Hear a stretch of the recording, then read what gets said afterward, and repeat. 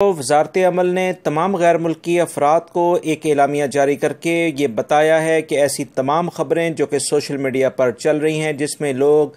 दूसरे लोगों को गुमराह कर रहे हैं कि 2019 में जो फाइनल एग्ज़िट लोग जा रहे हैं ये ममलिकत में अगले 3 साल तक नहीं आ सकते हैं। ऐसी तमाम की तमाम ख़बरें सरासर गलत हैं। दोस्तों, इस सिलसिले में वज़ारत अमल के जो तर्जुमान हैं उन्होंने कहा है कि किसी सूरत में ऐसी कोई पाबंदी नहीं है। जो लोग फाइनल एग्ज़िट जाते हैं वो दूसरे वीज़े पर बिल्कुल ममलिकत में आ सकते हैं। इस सिलसिले में उन्होंने मज़ीद जो वजाहत की है कि ऐसे तमाम अफराद जो कि फ़ाइनल एग्ज़िट जाते हैं वो कोशिश करें कि अपने सेम प्रोफेशन पर ना आएँ बल्कि किसी दूसरे प्रोफेशन पर आएँ, क्योंकि अगर वो सेम प्रोफेशन में जाएंगे तो सिस्टम जो सऊदी अरब का है वो ये समझता है कि अगर सेम प्रोफेशन पर वो जा रहा है तो इसके पहले कफ़ील ने इसे फ़ाइनल एग्ज़िट क्यों दिया था, लिहाजा दूसरा सेम प्रोफेशन का वीज़ा लगने में मुश्किलात पेश आ सकती हैं। लिहाजा आप तमाम हजरात से मैंने भी अपने इस चैनल के ज़रिए बहुत सारी वीडियोस में ये बताया था कि ऐसे तमाम अफराद जो कि एग्ज़िट री एंट्री वीज़े पर जाते हैं और वापस नहीं आते उन पर तो 3 साल की पाबंदी लग जाती है।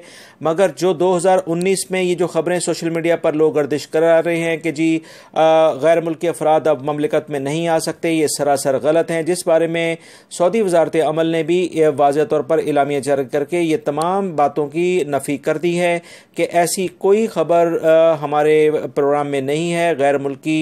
जब वो फाइनल एग्ज़िट जाते हैं तो दूसरे वीज़े पर वो अपने नेक्स्ट मंथ में भी आ सकते हैं। 15-20 दिनों के बाद अगर वीज़ा उनको फ़ौरन मिल जाता है तो आ सकते हैं, मगर सेम प्रोफेशन के लिहाज से वीज़ा मिलने में कुछ मुश्किलात पेश आती हैं, जो कि अक्सर प्रैक्टिकली भी देखा गया है कि ऐसे अफराद जो कि सेम प्रोफेशन पर आने की कोशिश करते हैं तो उनके लिए मुश्किलात थोड़ी सी हो जाती हैं, जो मैंने आपको इसकी तफसीलात बता दी हैं। लिहाजा इस तरह की ख़बरों पर कान ना धरें और इस तरह की ख़बरों को के लिए कोशिश करें कि ऐसे चैनल्स का इंतखाब करें जहां से आपको सही और करेक्ट न्यूज़ मिल सके।